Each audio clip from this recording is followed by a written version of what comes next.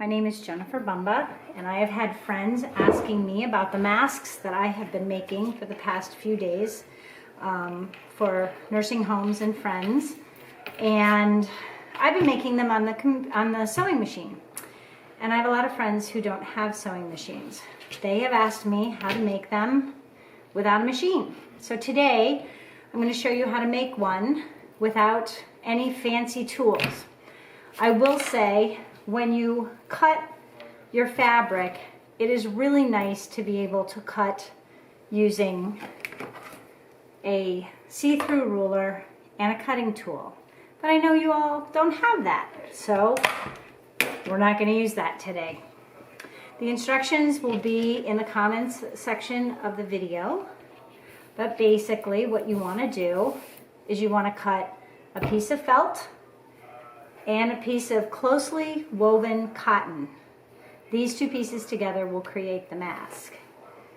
To cut the both fabrics, you'll need to use a ruler, and it'll probably be easiest to use a Sharpie.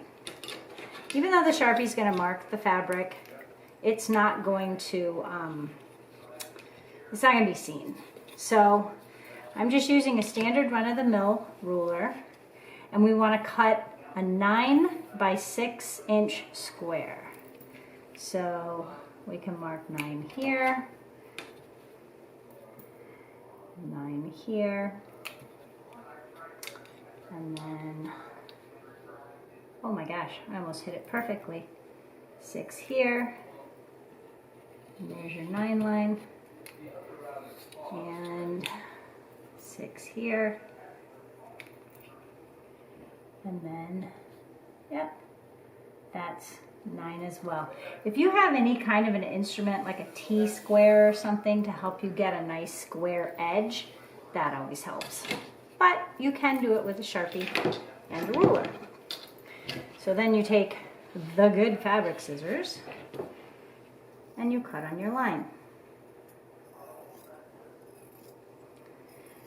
You have to do the exact same thing with the cotton. But I will tell you, once you've made this measurement and cut one, you can even cut a piece of paper and use it for a guide. I can do the same thing with the cotton. Now, I think that's a 6 by 9 square, so I'm not going to cheat. I'll go over here and use this, but we can mark it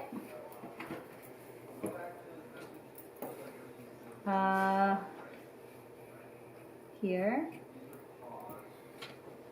and here. They need to be the same size anyway. We have those marked. We can use the ruler to get us a nice straight line.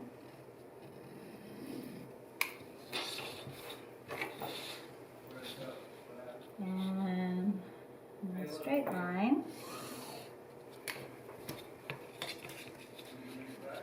And you would want to do this for all 4 sides, but I have a side that's already partially cut. So we're done with the Sharpie. I will go ahead and cut out my second square. And this is for an adult mask. A child's mask, you would cut the square a bit smaller, and you would cut your elastic a bit smaller. And that information I'll include in the comments. So, we have both squares cut, both fabrics set aside. Now, it is always nice if you can press your fabric so that it's nice and flat, but I'm not going to worry about that today. We also need to cut the elastic, and right now elastic is very challenging to find. I'm very fortunate that I had some stashed away.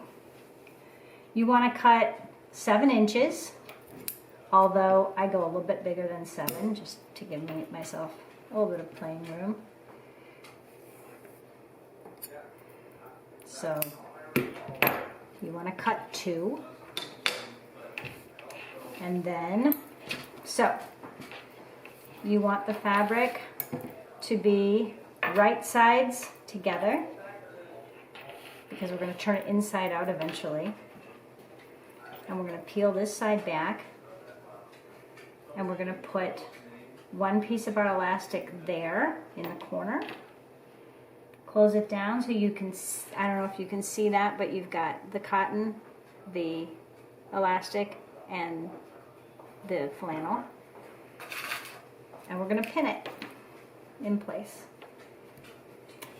And then I like to place a pin here just to hold it together. And then peel this back. And we're going to put the other one right there. Close it up. And pin it in place. You can feel the elastic. It'll be hard to push that pin through. So you've got an elastic there and the other end of it there. I'm going to go ahead, do the same thing here and here because I like to keep everything nice and tight together. Peel this back and we're going to do the same thing. We're going to put elastic there, pin it in, put a pin here to hold it all together, and then take this and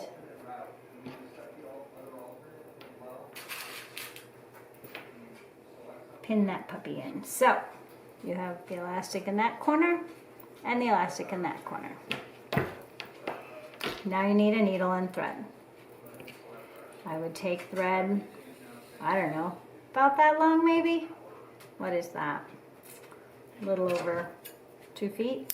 Cut it, thread it. Little trick my mom taught me. Pinch it, push it through, and then take the eye end and it threads. That's a lesson for another day. Thread it however you can. You'll want to knot the end. Again, something my mom taught me. You cross the needle, wrap it around 2 or 3 times, pinch and pull, and you have a knot. So, what you're going to want to do is you're going to want to hand sew basically from here all the way around to about here. You want to leave an opening because we have to turn it right side out. You also want to be about 1/4 inch away from the edge. So go down and up, down and up, down and up, pull it through. Keep going.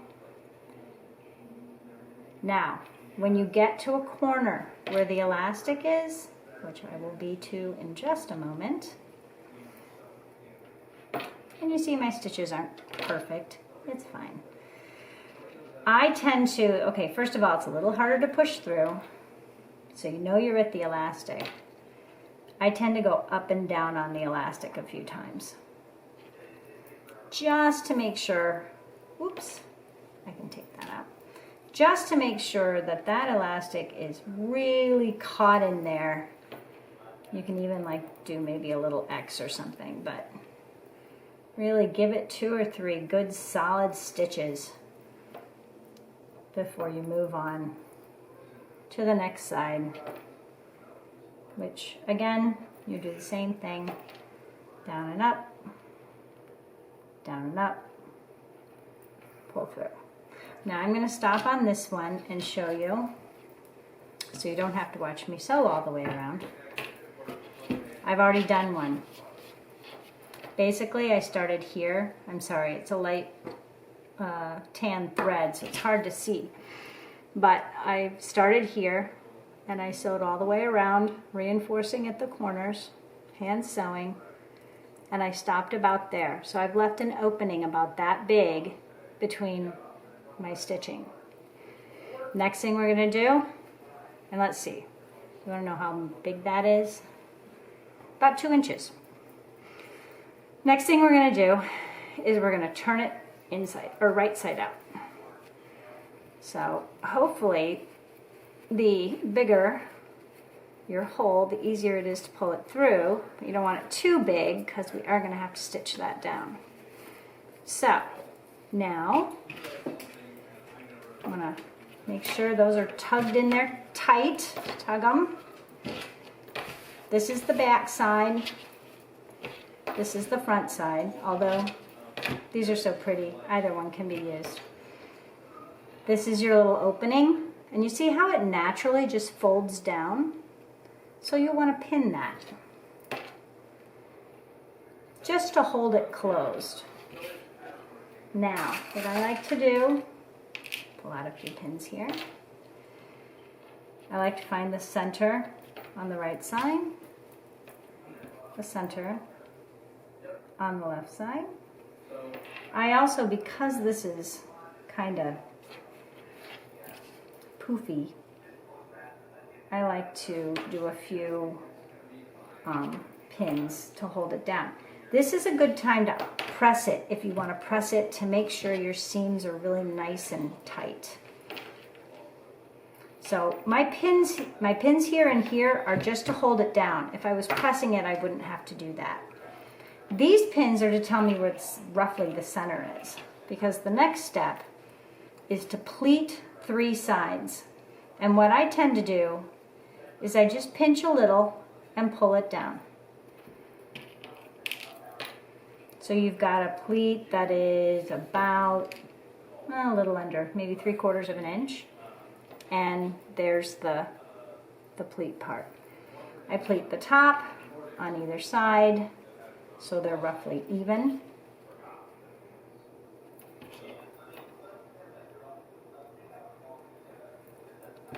I pleat the bottom, same kind of thing. I just pinch a little and pull it down.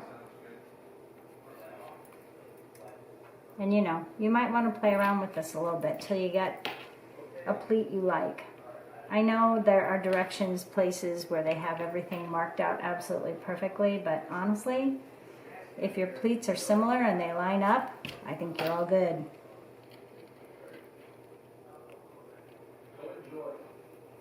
And then, so we've got this one marking the center. That helps me to see that I can, if I pull that one under, that becomes the 3rd pleat.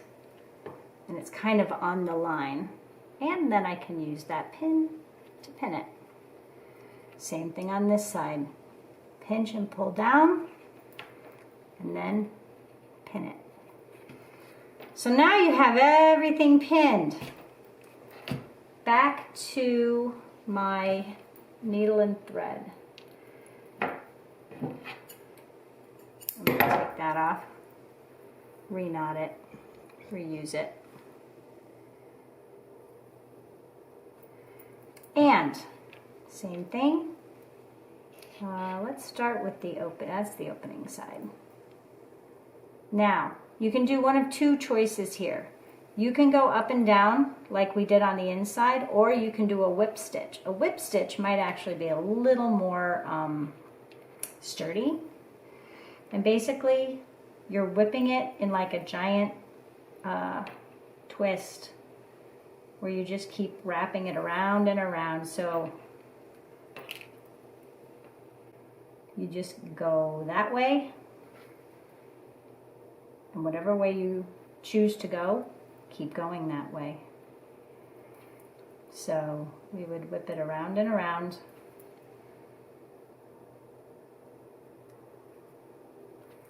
And you can kind of see, you get this little angled stitch that is holding it down. And I would say as you get to each pin, you can pull the pin out because its work here is done, and there's less of a chance of you poking your fingers, which is